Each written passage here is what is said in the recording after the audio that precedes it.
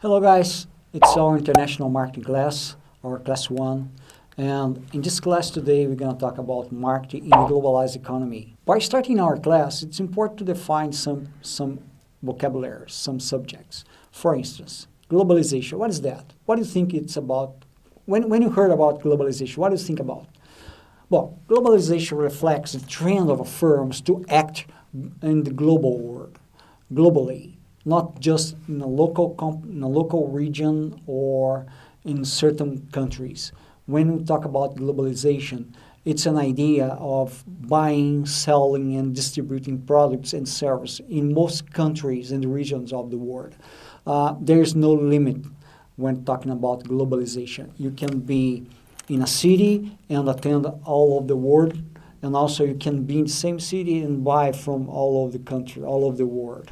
You have just to set up contacts, you have just to understand kind of cultures and decide to go abroad.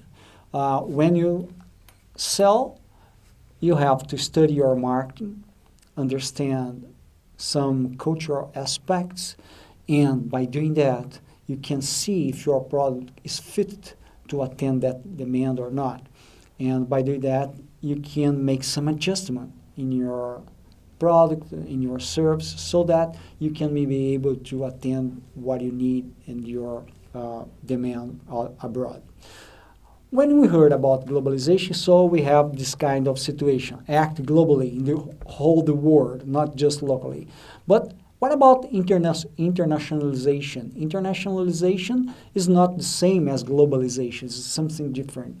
When you talk about internationalization, you're doing business in some countries of the world, but not all of them. You are limited to some countries just. Maybe you can act in countries who have the same characteristics, same culture. You decide to attend a certain kind of public when act internationally, in kind of internationalization. When you talk about globalization, you are not concerned about just one region or just about some countries. You are concerned about the whole world. Your target is the world. It doesn't matter where the country is.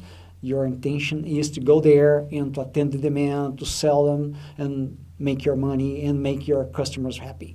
We have here in this image you're seeing in our slide two situations, localization testing and globalization testing.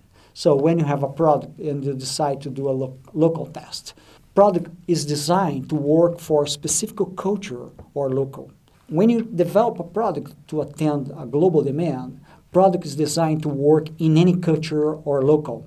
So that is a globalized product, and when you act local, you have a localized product. Why I'm saying that?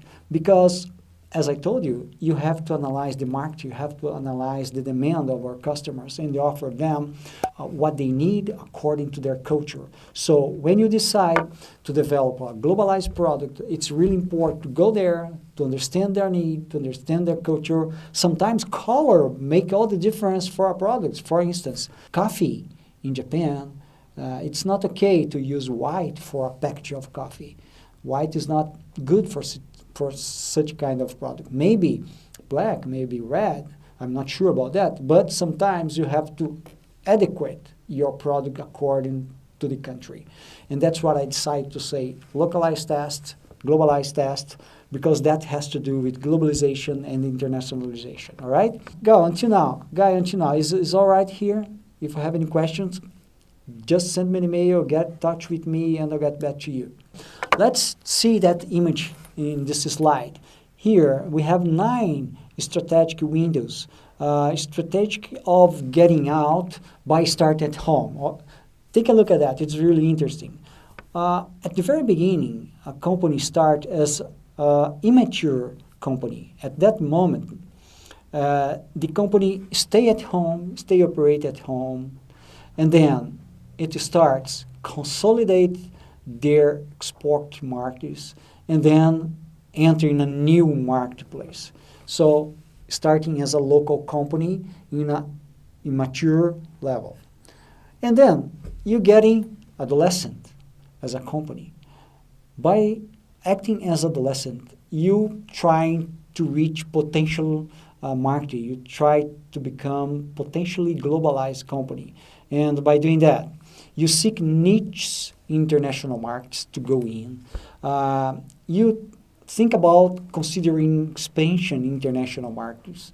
And then you prepare for globalization. So when you're an adolescent company, you start getting a leg out of your country. You decide to get out, but take some cares because it's not just get out. You have to be prepared to do that. That's why your company is an adolescent at that moment.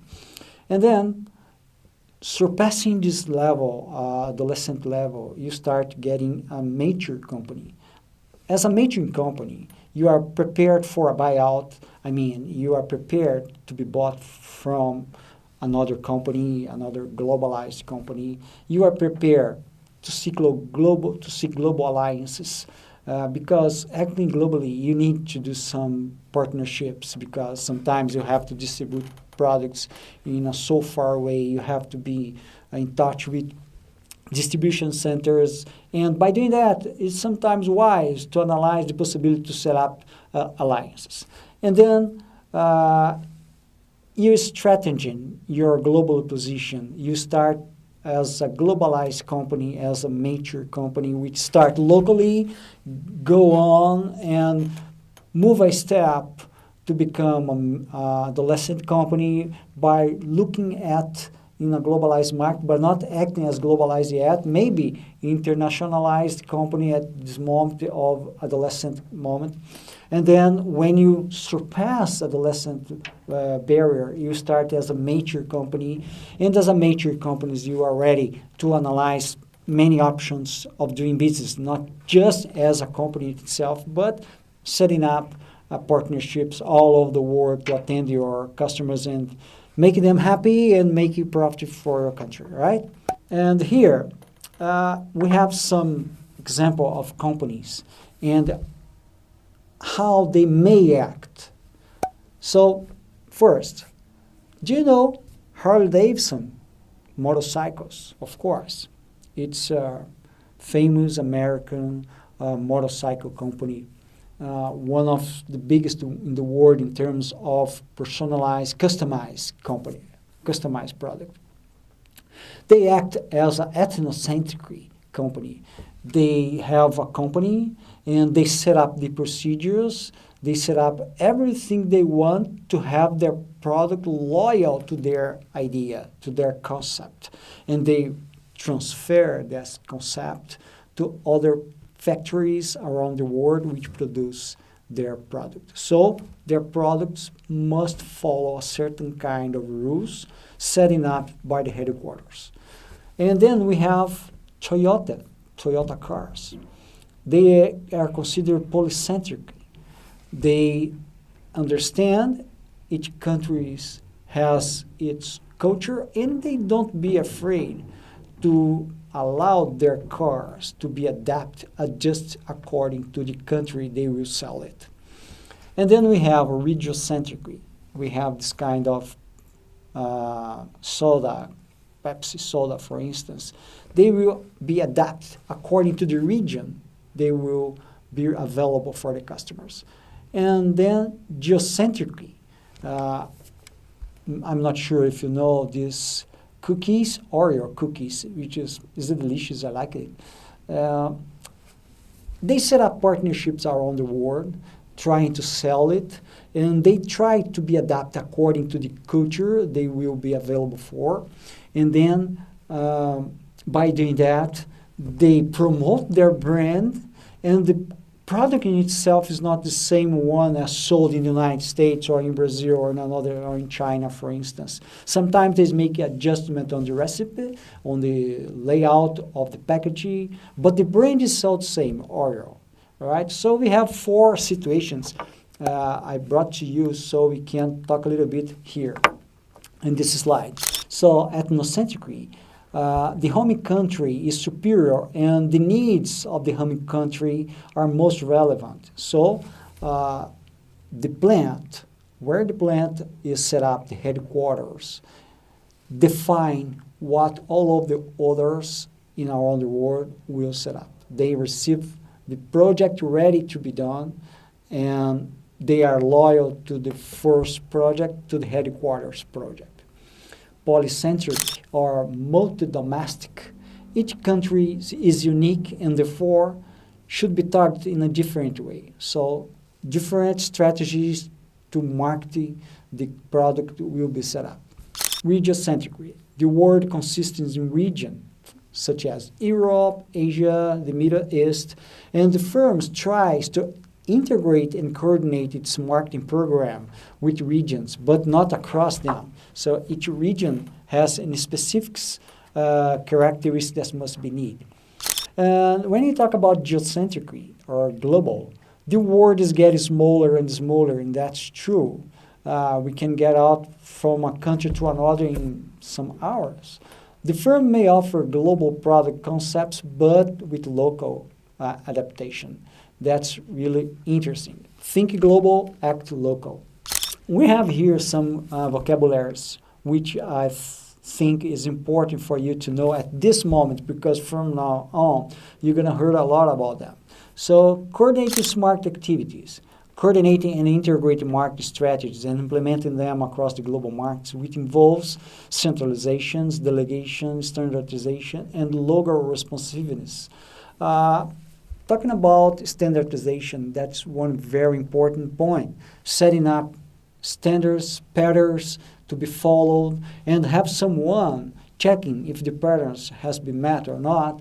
It's important for certain kind of strategies. So, when you decide to centralize the decisions, the headquarters, the area responsible for such kind of centralization must be aware about what is happening in another plants, and they have to make sure the project has been followed. Talking about find global customer needs, we are going to talk about understand what the customer want from us, what they would like me to offer them. This involves carry out international market research and analyze market segments, as well as seeking to understand similarities and differences in customers groups across countries. Another point, satisfy global customers. Satisfaction is our word we have to be in mind when we talk about customers, about clients. Our company wants from a customer is their satisfaction. Once a customer is satisfied, they will buy from you again, and probably will recommend you to another customers. Satisfy global customers, adapting products, services, and elements of the market mix to satisfy different customers' needs across countries and regions. As I told you before, it's important prior going out, understand culture. And if you are not concerned about adjusting your product to be sold out, you have to understand culture and make some adjustments so you may attend your demand. Being better than the competition, it's all the company wants. Being better. Not just better in terms of quality of product, but offering them competitive price. So assessing, monitoring, and responding to global competition by offering better value, low price, high quality, superior distribution, great advertising strategies, or superior brand image. Guys, pay attention to this. It's a huge problem when you offer the customers a good product, high quality one, very special price, but they cannot reach them at the supermarket, for instance, or at the dealers. When you decide to set up a marketing campaign, offer to the customers a good product with a nice price, you have to make sure the distribution is all okay, because otherwise the customer will look for your products and they will not reach them. And that makes them sad. And the customer sad is not good for anybody. All right? So, continue here. We have a flow chart about the market plan process. So, we have market assessment first, understand the marketing, what the customer needs. And then customer needs, what we should offer them, what they demand from us. We have external environment outside of our home plant. Competitive analysis and positioning, where the product will be positioned in terms of the market. And when you talk about when you talk about external environment, we are talking about differentiated market strategy, market plan development, communication implementation, and tracking results. External environment demands a marketing plan process and a really good marketing research. So think about that.